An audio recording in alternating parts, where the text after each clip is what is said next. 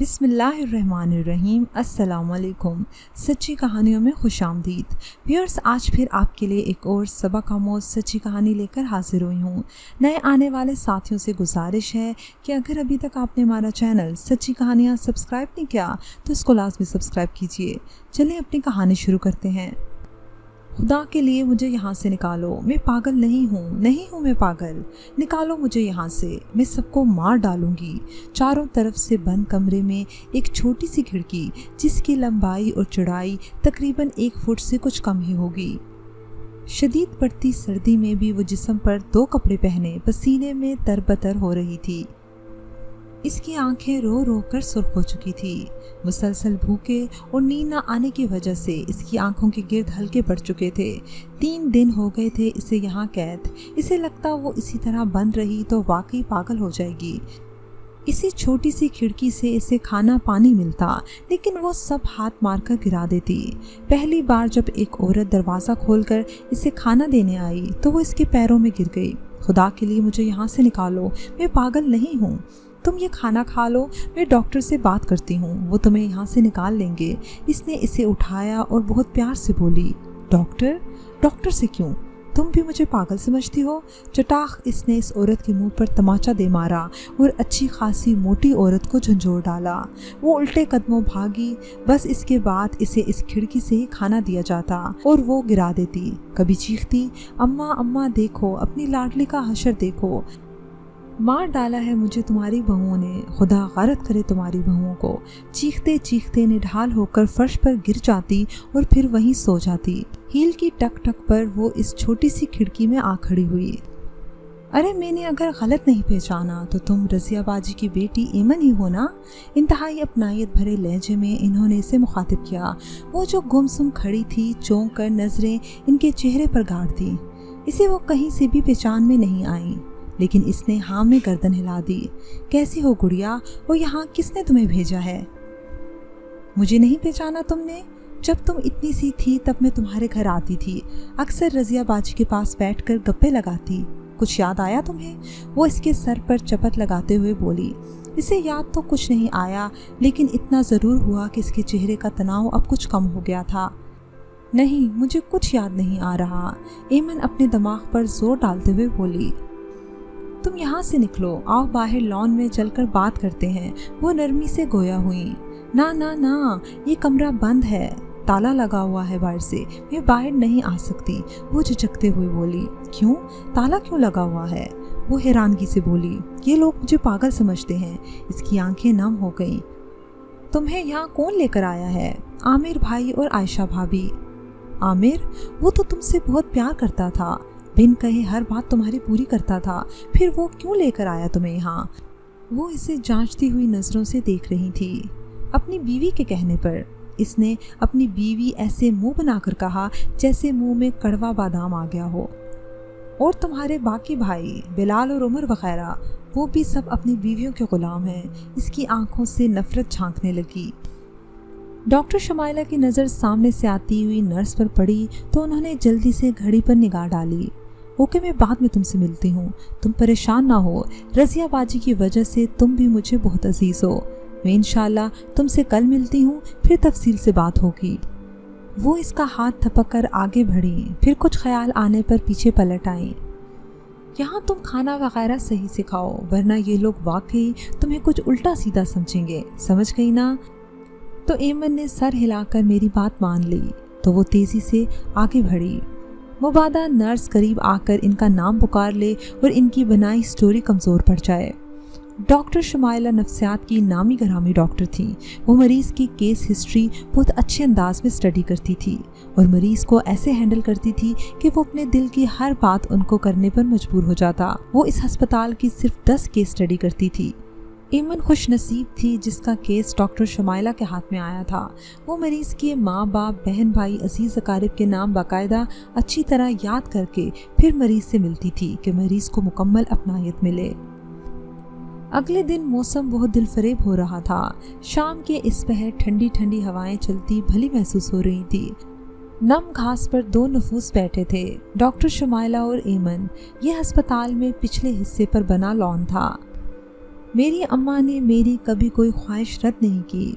अब्बा का बचपन में ही इंतकाल हो गया था। ज़ुबान से बात निकलने से पहले मेरे भाई बात पूरी करने दौड़ जाते। कभी कोई ख्वाहिश ऐसी नहीं थी जो रद्द की हो। फिर मेरे बड़े 2 भाइयों की शादी होगी। इनकी बीवियां इन्हें लेकर अलग हो गई।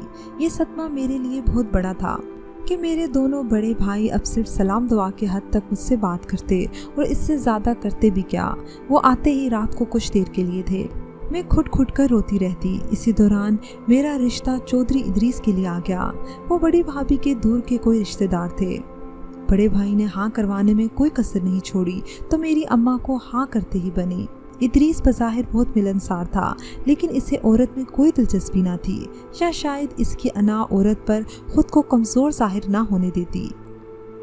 खैर, जो भी था, मैं जो इतनी मोहब्बतों के साए में पली थी, मुझसे इसकी बेरुखी ना सही गई और मैं अम्मा के घर वापस आ गई। मेरी अम्मा ने बजाय मुझे समझाने के मुझे सीने से लगाया और मेरे भाइयों की अदालत में मेरा केस बढ़ा चढ़ा कर पेश किया। मेरे भाइयों ने खुला का मुकदमा कर दिया। वो तो शायद इंतज़ार में ही बैठा था। फ़ौरन ही मुझे तलाक का परवाना पकड़ा गया। मेरी शादी के साथ साथ मुझसे बड़े भाई रेहान की भी शादी हुई थी। रेहान भाई जब भी मुझसे प्यार करते, मुझे दिलासा देते, तो इनकी बीवी मुझे ऐसी काटदार नज़रों से घूरती कि मैं कट कर रह जाती, लेकिन बज़ाहिर ढीठ बनकर भाई से मज़ीद लाड करवाती। मैं 6 भाइयों की इकलौती बहन थी, इसलिए मुझसे हर भाई बहुत लाड प्यार करता था। मेरे तीनों छोटे भाई अब भी मेरा वैसा ही ख्याल रखते जैसे पहले रखते थे। मैं कभी अकेली बैठी किसी सोच में गुम होती तो फ़ौरन मुझे बातों में लगा लेते। मेरी अम्मा मेरा बेहद ख्याल रखती। फिर रेहान भाई की बीवी ने एक रिश्ता करवाने वाली से मेरा रिश्ता एक और जगह करवा दिया और दोनों छोटे भाइयों की शादियां अपने कज़न से करवा दी। ये सब इतनी जल्दी हुआ कि मैं कुछ सोच ना पाई और अकबर के घर शादी होकर आ गई, जो एक बदकमाश उम्र रसीदा शख्स था। नशे में होता तो मार पीट करता। इसकी इन्हीं हरकतों से मेरा बच्चा भी मर गया था। एक दिन पैसों के मुतालबे पर मेरा इनकार करने पर इसने मार पीट कर मुझे घर से निकाल दिया। मैं उन दिनों उम्मीद से थी। घर की दहलीज पर मैं बेयारो मददगार बड़ी दर्द से तड़प रही थी कि पड़ोस से किसी ने एम्बुलेंस को बुलाया। मेरे घर वालों को इत्तला दी, वो फ़ौरन पहुँचे। मैं जब होश में आई तो अपना कीमती सरमाया खो चुकी थी। मेरा बच्चा इस दुनिया में नहीं रहा था और मैं जो ये समझ रही थी कि मेरे सारे भाई अकबर की जान के दर पे हो जाएंगे, ऐसा कुछ भी ना हुआ। सिर्फ मेरा छोटा भाई आमिर ही था जो मेरा हाथ थाम कर रोता रहता, मेरे हाल पर कुड़ता रहता। 5 भाइयों ने मेरा हाल तक पूछना गवारा नहीं समझा था। सभी मुझे कसूरवार ठहरा रहे थे। मुझे दोहरे पड़ने लगे। मैं चीखती रहती, चीज़ें उठा कर पटकती। अहमद भाई की बीवी भी उम्मीद से थी। वो मेरे सामने जानबूझकर अहमद से नखरे करती। मैं मुंह फेर कर कमरे में बंद हो जाती। घर के माहौल से तंग आकर मेरी अम्मा ने दोनों छोटे भाइयों को भी अलग कर दिया। अब घर में सिर्फ मेरे 2 मोहब्बत करने वाले रिश्ते बचे थे, मेरी अम्मा और मेरा छोटा भाई आमिर। मैं आहिस्ता आहिस्ता ज़िंदगी की तरफ आने लगी। अब मैं जान कर आमिर से फरमाइशें करती, शायद अपनी अना को तस्कीन पहुंचाने के लिए। आमिर मेरा बहुत ख्याल रखता था। कभी कभी मुझे अंदर से दुख भी होता, लेकिन मैं अपना हक समझकर वसूल करती। आमिर के लिए लड़की मैंने खुद तजवीज़ की थी। मेरी दोस्त की बहन मुनस्सा बहुत मासूम गुड़िया सी लगती थी मुझे। वहाँ आमिर का निकाह कर दिया गया। निकाह के बाद मैं आमिर को हर वक्त जांचती निगाह से देखती कि इसमें कुछ तब्दीली तो नहीं आ रही, लेकिन मुझे ऐसा कुछ नज़र नहीं आया। तो मैंने अम्मा को रुखसती का सिग्नल दे दिया कि घर में तन्हाई मुझे काटती थी। अम्मा ज़्यादातर मसले पर बैठी रहती, मुलाजमा काम करती और मैं तन्हा पूरे घर में होलती रहती। लेकिन आमिर की रुखसती होते ही मुझे ऐसा लगा जैसे मेरा ये भाई भी मुझसे छिन जाएगा।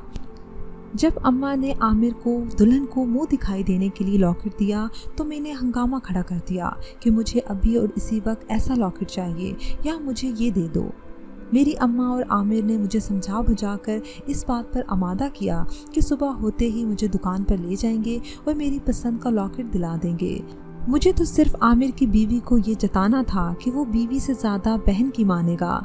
जो खौफ मेरी 5 भाभीयों की तरफ से मुझे मिला था, मैं इस खौफ से निकलना चाहती थी। लेकिन इंसान जो सोचता है वो होता कब है। आमिर की शादी के कुछ अरसे बाद ही अम्मा ऐसी सोई कि फिर ना उठ सकी। मैं सचमुच में धाड़े मार मार के रोई। मेरे पांचों भाइयों ने सिर्फ सर पर हाथ रखकर मुझे दिलासा दिया, लेकिन आमिर ने मुझे गले लगाया। मुझे तसल्ली हो गई कि ये अब भी मेरी तरफ है। वक्त गुजरता रहा। घर में अब भी मेरा ही हुक्म चलता, खाना मेरी मर्जी से पकता, हर काम मेरी मर्जी से होता। आमिर की बीवी उम्मीद से हुई और वहीं से मेरा दर्जा नीचा होता चला गया।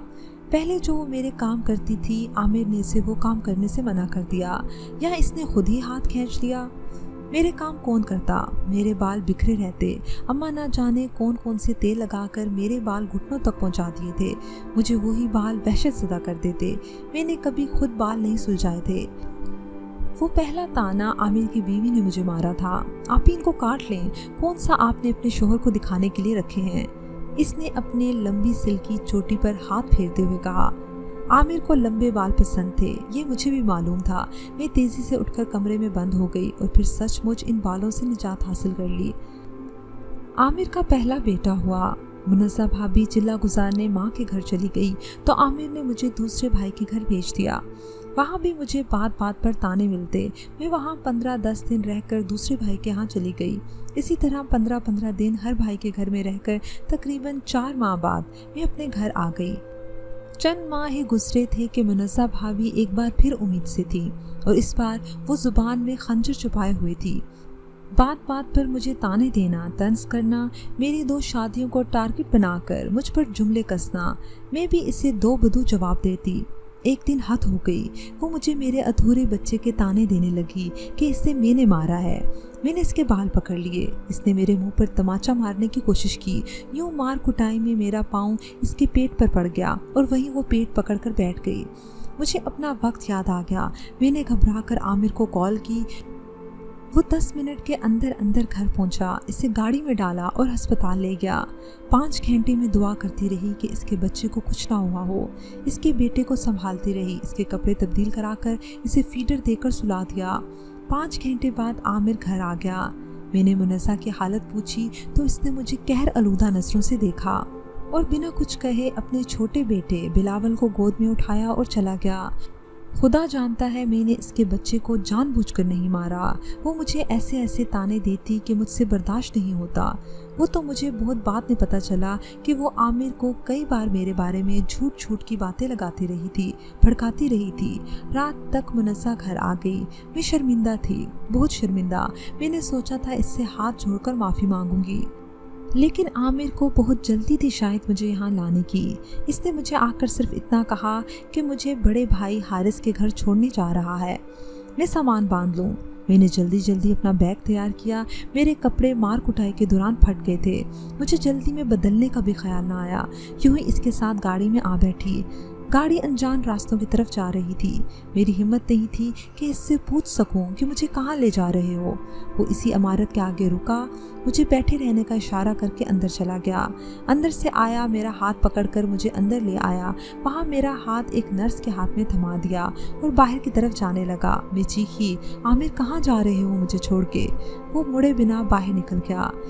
मेरी नज़र बोर्ड पर पड़ी जहाँ नफसियाती अस्पताल लिखा था। मैं चीखती रही, मैं पागल नहीं हूँ आमिर, बात सुनो मेरी। लेकिन वो निकलता चला गया। ये लोग मुझे इस कमरे में बंद करके चले गए। अब मुझे बताएं, क्या मैं पागल हूँ? मैं तो माँ की लाडली हूँ, अपने भाइयों की लाडली हूँ। वो कहते कहते वहीं घास पर गिर गई। सिर्फ इसके होंठ हिल रहे थे। मैं तो माँ की लाडली हूँ, सिर्फ माँ की लाडली हूँ। डॉक्टर शुमाइला किसी गहरी सोच में गुम थी कि आखिर कौन एमन की इस हालत का जिम्मेदार है। माँ का बेजा लाड प्यार, शऊर की कमी या फिर रिश्तों का अदम तवाज़ुन। व्यूअर्स, मुझे उम्मीद है कि आपको हमारी आज की कहानी पसंद आई होगी। कमेंट सेक्शन में अपनी राय का इजहार लाजमी कीजिएगा। अगली कहानी तक इजाज़त दीजिए। अल्लाह हाफ़िज़।